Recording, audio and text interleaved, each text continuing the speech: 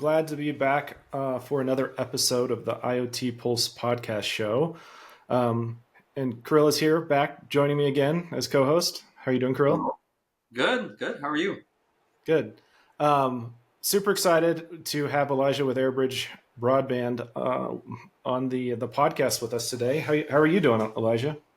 Good, Chris. Good, Kirill. Thanks for having me on. It's super exciting. Yeah, we're excited as well. How about we start super simple?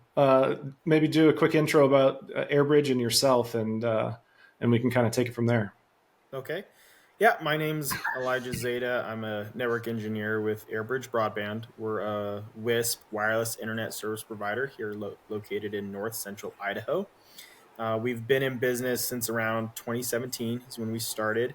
And to give you a little insight into the area, we're an hour and a half to 2 hours, depending upon where you live, closest to the nearest Walmart. And then when we started in 2017, pretty much the best you could get was $40 a month, was 1 megabit by 1 megabit. And even if you had more money to spend, you couldn't get it. Like, that was about the best. You know, maybe up to 2 megabits per second, but there were people still selling packages of 0.5 megabits per second, 512 kilobits per second back in 2017 around here. And so we came in and pretty much day one offered 10 megabits by 10 megabits for $40 a month, and had packages going all the way up to 30 and 50 megabits per second day one. We brought in some fiber and got some towers and access points up. And fast forward a few years, we're offering 100 by 25.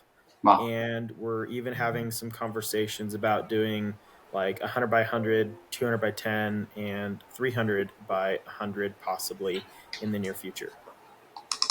It's amazing. I actually, full disclosure, I got a chance to visit AirBridge and meet the guys in person and check out the operation, fly some drones around the towers. So I got a really cool experience just understanding what it is that they do and how they do it.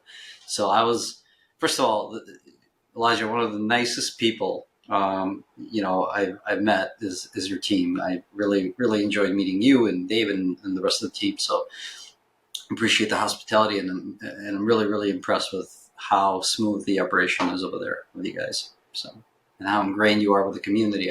I love it. It's really cool. Yeah, when I saw the drone video, I was like, man, that is gorgeous out there. It's beautiful. I never thought, Yeah, and it's true what Elijah was saying about the closest Walmart. When I was driving out there was nothing there. Elijah's like, well, you should stay at this. Was it Motel 6? What was it? I didn't remember it. I'm like, I'm trying an Airbnb, and got the coolest experience, by the way. With an Airbnb over there. One other fun little fact about the area, real quick, is that Idaho County is bigger in volume than Rhode Island, and it has about 15 to 16,000 people in it. It stretches all the way from the Oregon border to the Montana border. Wow. And for the entire county, there is one stoplight. And it's kind of a rumor that one stoplight was put in for driver's ed. It's not even needed. I've seen it. That's amazing. Yeah, we got to get those teenagers to know what a stoplight is, right? Yes. So, that's funny. Can you, Elijah, maybe dive into a little bit? I know we didn't necessarily prep for this, but maybe your role, like what you say, that network engineer, but like what does that mean for people that are maybe listening that aren't super familiar with the inner workings of a WISP? Okay, so when I started out, doing installs, just hooking up homes with a dish pointed to a tower. I was doing some infrastructure, so I learned how to build the towers from the ground up, dig the hole, pour the concrete, put in the tower, run the cable, climb the tower, build out the boxes, everything. How tall are your typical tower? How tall are they? They're typically about 40 feet. Okay. We do have one 90-footer and we have one 80-footer, but otherwise they're typically 40 feet. Okay, interesting. And we prefer to put in a bunch of little ones versus one or two really big ones. Mhm. That makes So that sense. that just works really well for us and the area in which we're in. Um, and It's so very after hilly over there. it is, yeah, it is. Yeah. And so after doing that for a few years, probably about 4 or 5 years, I would Hmm. say 3, 4 years ago, I moved into more of a network engineering role where it's my job now to help design the tower, design what equipment goes where, what kind of equipment, and program the sites, do all the technical stuff on this end, be more of a tech support for tech support type of a role, which I would have to say having that field experience has really increased my ability to do this role now because I know what the guys go through in the field. I know what it's like to do installs. I know what it's like to climb tower. When the guys have to go out on a tower and do something, I've been in that situation. Yeah. Good point. That's great. Well, why don't we shift to a little bit of the topics we're going to talk about today? And I think the first one that we spoke about was like how AirBridge is just really like ingrained in the community, right? Like, and there's a number of things that you guys do to help the community, to support the community, and really kind of be part of not just a company that's selling internet service, but an integral part of the community, right? Like we want to be, a lot of these people are your potentially neighbors and like them, et cetera, right? So tell us Hmm. a few things that AirBridge does on the community side.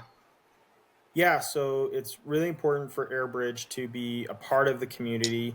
So we do things like provide free internet to churches. We provide free internet to police, fire, emergency services. Almost every emergency service around here is volunteer. So we have a bunch of rural fire departments, rural EMS, and we just kind of give them free internet to help them out. They don't have a ton of money. None of these people are professionals. I mean, they do professional work and they are professionals, but it's all volunteer. Mm-hmm. And Yeah. so we provide free. Even the local city municipalities, we provide free internet. A lot of these cities around here, they just don't have a lot of money. When you're talking about a city with only 300-400 people in it, Right. and so it's important to us to help be ingrained in the community, provide a service, and give back. We want to give back to the community, so we do everything we can to provide free service to a lot of local parks and places like that. It's important for us to be a part of local events, rodeos. Um, Kamiah has what they call barbecue days, and you've got Stites days, and Grangeville has what's called border days, and Hmm. so for July 4th, and so it's important for us to be a part of these events and to be seen and things like that. We do everything we can to be a part of the local groups, Girl Scout cookies, and we have teams come in that football team that comes in and says, "Hey, we need help and support to for our uniforms, things like that." We get um, there's a ton of auctions around the area where people are doing auctions for fundraisers, and they're like, "Hey, can you donate to these auctions?" So we'll give them a gift certificate for, "Hey, free install, 3 free months of internet," things like that with people they can auction off and things like that. So it's really important for us to be a part of the community and to be just be everybody lives here, right? Everybody lives here. We are a part of the community ourselves, and so it's just important for us to be very community focused. We have AT&T at the house. I don't know anybody working for AT&T, to be honest. So I don't think they're ever going to auction anything off here in Brecksville, Ohio. So that's really really cool. No, they're just going to cut the fiber line to your house, Grill, right? That happened like a couple months ago. So Twice. That happened twice. twice. Yeah. So, well, I think that kind of segues into like AirBridge, and the customer experience is like, I would assume and imagine that it's just crucial, right? Like to differentiate yourself, to provide that service, to be, kind of an extension of that community. So, um, how do you guys go above and beyond just kind of the normal, to Kirill's point, like oftentimes lack of support at some organizations? Yeah, so community customer experience and customer support is a huge focus for AirBridge. We've had people that come to us and say, even though you're, $5 more a month than your competition, I'd rather pay you because your customer support is awesome, right? And a lot of times, sometimes even like somebody else might be cheaper ish, but a lot of times that's usually like an introductory offer. It's not Mm-hmm. like a long time plan. But it's really important for us to go above and beyond. A lot of times we make problems that aren't our problems.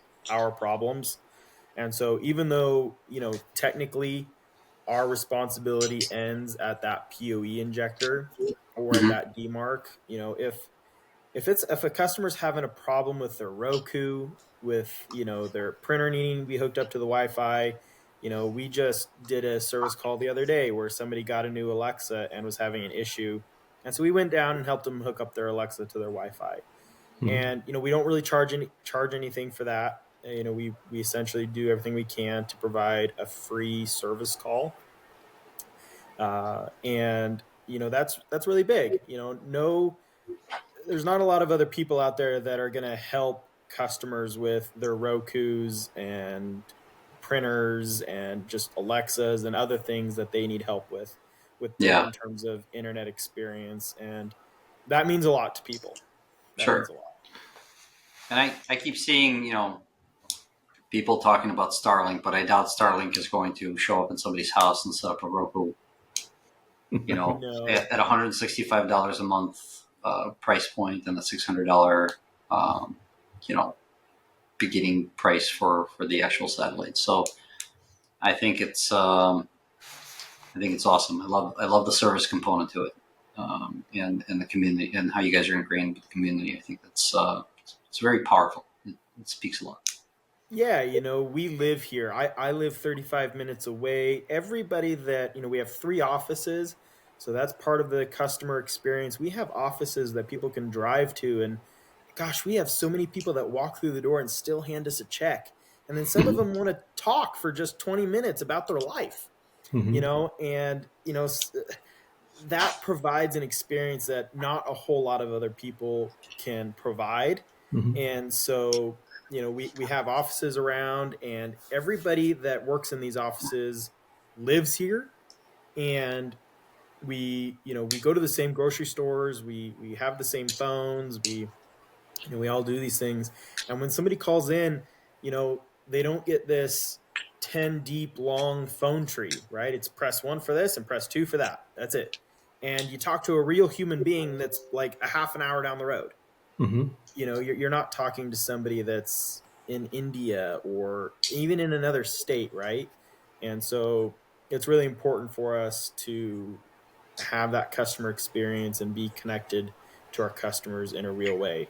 And sometimes it actually kind of annoys me a bit because we have some customers that sometimes act as if we're this big company that doesn't care, that doesn't live here. And I'm like, dude, we live here. We eat our own dog food, so to speak, right? Yeah, Every sure. almost everybody that works here, save one person or something, has AirBridge for internet. And we live here. We go to the same grocery stores. And so it's just really important. That customer experience is a extremely high priority for us.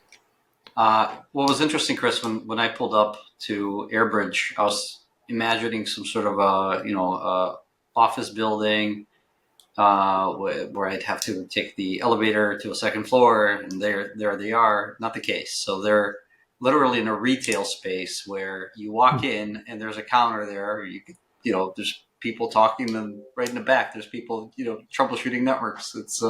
Right. It was a very surreal moment. I was like, okay, so this is a smaller operation where they're definitely open to having conversations with people and customers and whatnot. And I did see people dropping off checks, actually. It was just kind of funny. So Yeah, and I think from my point of view, that it shows that you care, and then it shows like, hey, the next time they get that flyer for $5 less for an intro offer, right? They're going to hopefully remember the support they've gotten from AirBridge, and not necessarily just take a bite of whatever new service is coming into play. So I think it's just it comes full circle for you guys. So that's kudos to you guys and the team for caring, because sometimes caring is all that it takes, right? Like show a little bit of compassion and care and empathy, Exactly. and people will do the same in return, right? Exactly. All right, so you've been 2017, 8ish years, if I'm doing my math right. Uh, But that's uh, with AirBridge. I was in this industry for about a year or two before that, actually. okay, so call it a decade, right? Of And so surely you've learned some things along the way, right? There's always highs and lows and challenges and wins Oh yeah. and things along the journey, right?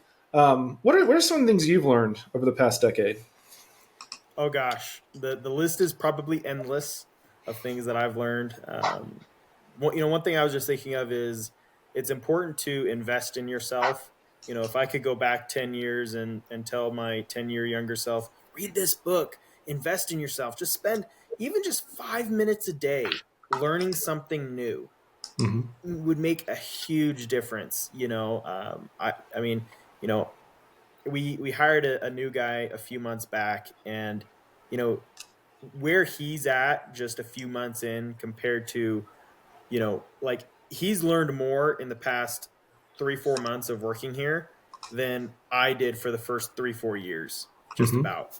And so I would say invest in yourself, learn, spend the time, even if it's just 5 minutes a day, take some snippets and learn. uh Create repeatable systems at the beginning. Don't so many times we've done some of these one-offs, or I've seen other people do these one-offs. You got to create repeatable systems to where almost everything is the same 90 to 95% of the time. Yeah, you're going to have some nuances that are specific to each use case, but create repeatable systems so that this guy that we hire today or tomorrow, I can teach him how to build a tower, and he can go to a tower today, but then he can go to a tower that was built 2-3 years ago and it's roughly the same, right? Mm-hmm. Things innovate, things change, yes, but for the most part things can and should stay the same. uh, you know, Systems go back to everything from even like methods of communication between teams and offices. Have a system, have communication between your team and your offices is huge, so that your team members don't think that they're out of the loop, that they're a part of something. Gathering as much information as you can before you make a decision. Don't just jump into a decision. Make sure that your decisions are based off of information and not just gut feeling or ego, right? Sometimes, I've made the mistake of making a decision almost because it's kind of what my gut feels, or sometimes that's okay, and sometimes that's what you have to do. But Yeah. a lot of the times, there's usually some more information that can be gathered to help steer that decision. Um, and then, I would say, when we first started, some of the initial tower sites we built, it's kind of crazy because we built them, and then a year or two later we find out that we essentially have to retrofit the whole thing because we didn't build it out from the beginning with the vision in mind of what it could be or could turn into. And Yeah. so, and that's a pain. You It know, would have been much better to build it right from the beginning than to retrofit it and to keep everything online when there's 100 customers connected to it. Mm-hmm. yeah. I noticed for the amount of subscribers you guys have, you're running very, very lean compared to other WISPs that that I know of, right? So, can you talk a little bit more about how that works and how do you guys do it? and probably it has to do with your methodology to keeping things the same across sites, to using certain tools. But can you elaborate on that? Yeah. So I would say the first and foremost thing is I've got to give kudos to everybody. We have an amazing team, amazing group of people. Everybody, you're right. Most WISPs our size typically have around double our employee count. So Holy cow! yeah. And so, we're a pretty lean crew. We've got 15 of us, and we've got, I don't want to say exactly how many customers we have, but we have a lot. And I will say that we push, I think I did look the other day, and we push around 20, I think it was like 22.5 gigabits per second at our peak right now. And Um, so, um, most WISPs our size have around double the employee count. And I really do have to give kudos to everybody. We have an amazing team. Everybody does an amazing job.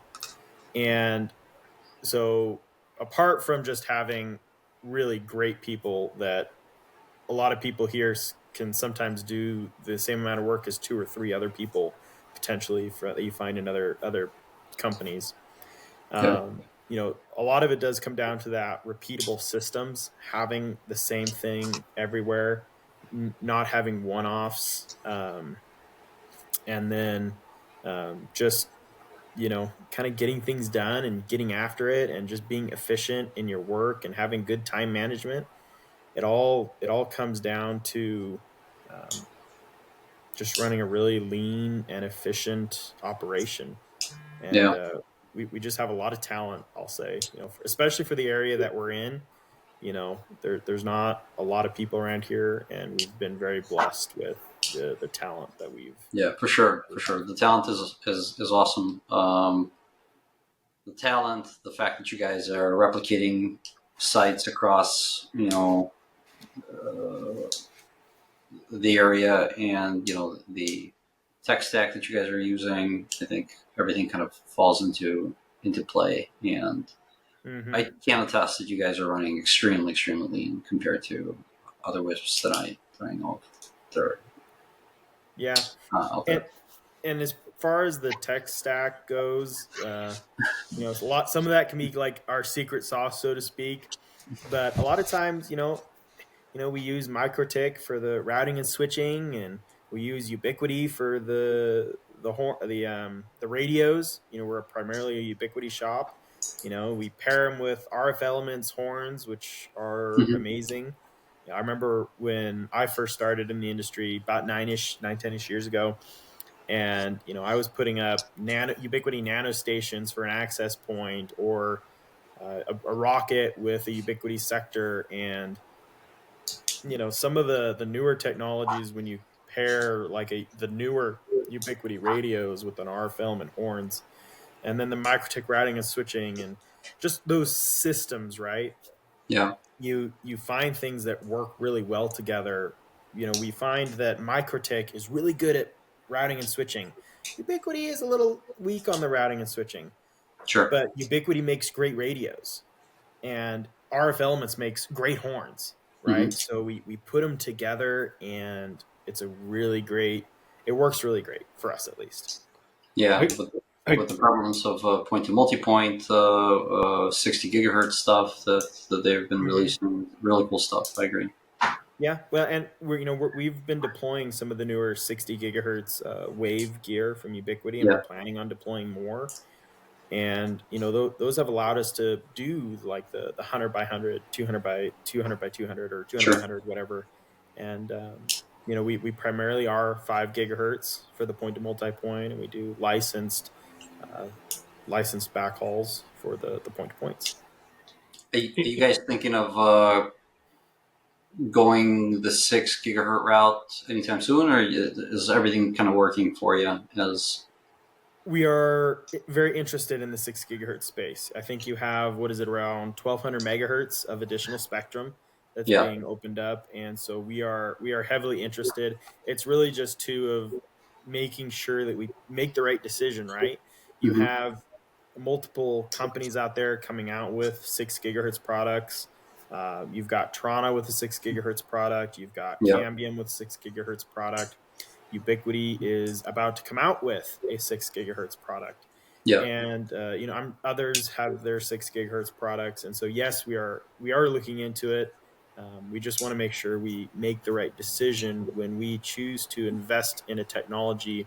We don't want to hopefully find out 3 months later that we made the wrong choice, right? So Sure. we want to Sure. make sure Absolutely. we would rather wait a bit of extra time and try to make sure we make the right decision. Yeah. You may you may need to upgrade infrastructure at a certain point in time, but the cool thing is, you can add more radios to a single tower, which is interesting. Exactly, and that's part of the repeatable systems where we can throw up an access point and change and or modify things, but just we can just add one, right? Hmm. Yeah. Maybe if we want to add a few extra radios, maybe our UPSs aren't big enough there, but we just take out the UPS that's there and add a Hmm. very similar one with just higher capacity, Yeah. and Exactly. things like that. So It was funny, Elijah, because we, at IoT Monitor, we obviously work with Ubiquity a lot. But RF Elements was something that was relatively new to me. And I'm in this Facebook group. It's a WISP group. Someone is super passionate about RF Elements. I mean, like to the point, like it's like 20 posts a day. So I don't know if it's a beef with RF Elements, but you're kind of saying, hey, it's working really well for us, right? In terms of mhm. the product that they produce. So anyway, it was just interesting for me to how I stumbled across RF Elements on social, of course, but um, Mhm. but but that's awesome. If someone was, I have one more question for you, then we can probably get close to wrapping. Although we could probably go on for a long time. Um, if someone wanted to be like your younger self 10 years ago, and you alluded to some of the things that I think that you're going to speak to, but they wanted to be in your role, right? They wanted to be, you know, working for a regional ISP and be on the network side and really understand the technology, but also the infrastructure. And, what would your recommendation be for them to kind of be where you're at now? That's a great question. Some of the things available today weren't available back then, but I do remember, when I first started, I asked, a mentor of mine, "Hey, what can I do to learn?" And he was like, read this," and I'm like, "But that's rocket science. I need kindergarten," and and so some of the resources I would say is RF Elements has an amazing video course about RF on YouTube. Mhm. There is the CompTIA Network Plus is a great entry level Yeah. certification for networking. I like it because it's vendor neutral. If you're working with a specific vendor, the Cisco CCNA is the gold standard for entry level networking. And then on top of it, you have the Cisco Certified Network Professional, and and with that, you have the CCNP service provider. So there are Yeah. different tracks with CCNP, but they do have a service provider specific track. You know, That's what I did for long, long time ago. I probably wouldn't be able to pass the CCNA at this point. But Honestly, I don't know if I could pass the CCNA either. I mean, I've studied the material, right? But yeah. I don't study the Cisco specific stuff. Um, there's a great wireless certification called the Certified Wireless Network Administrator, which is put out by the Certified Wireless Network Professional Group. It's Hmm. also vendor I have neutral. videos actually on DVDs. I think Oh, from them. yeah. Yeah. Honestly, it's amazing because I tell some of our guys to go with like the Network Plus because it's 300 pages that gives a brief overview of everything, right? You have 300 pages, but you might have five or 10 or 20 of those about wireless. But the CWNA, that's 300 pages about wireless. And Yeah. so it really dives deep into that. There's other courses you can do. Microtech has their training courses. Yeah. I'm MTCNA and MTCRE, the Microtech Certified Routing Engineer Certified. Ubiquity has some of their own courses, um, and then that's some of the bigger ones. I would say to go after some of those Mhm. and just I have to. I have to shout out to CBT Nuggets. That's when I was studying 20 some years ago.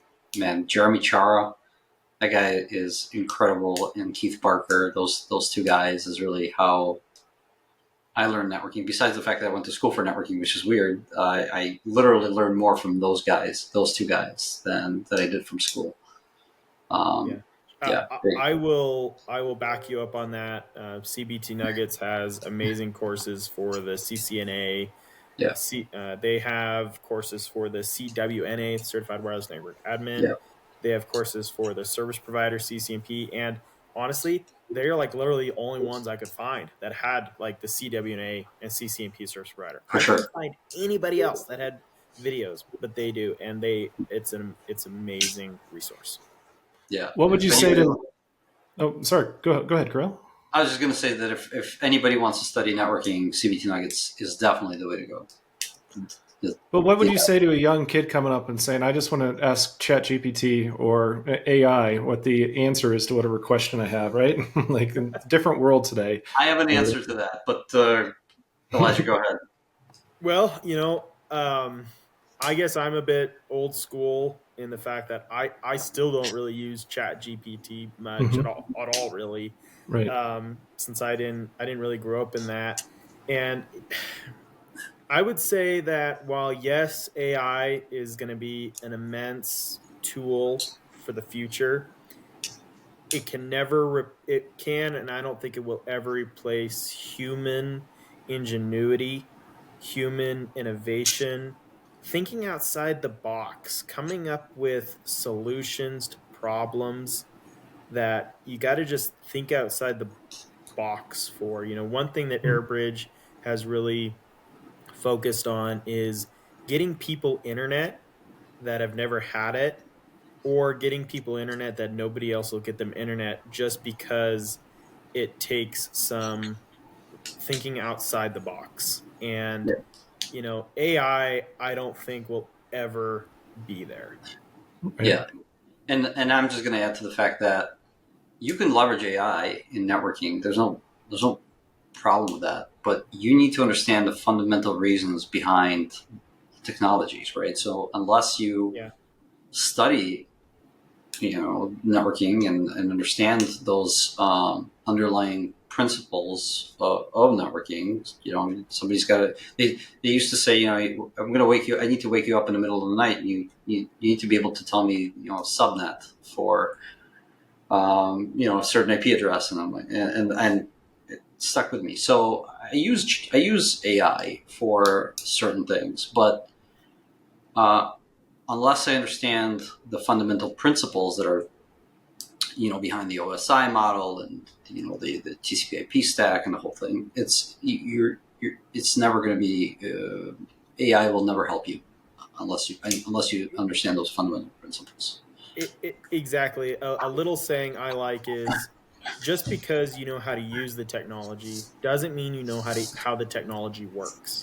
Correct. And it's important to learn how it works, because learning how the technology works, that's what makes you valuable, because you will be able to fix the problems and come up with solutions that nobody else will, because you know how the technology works, not just how to work the technology.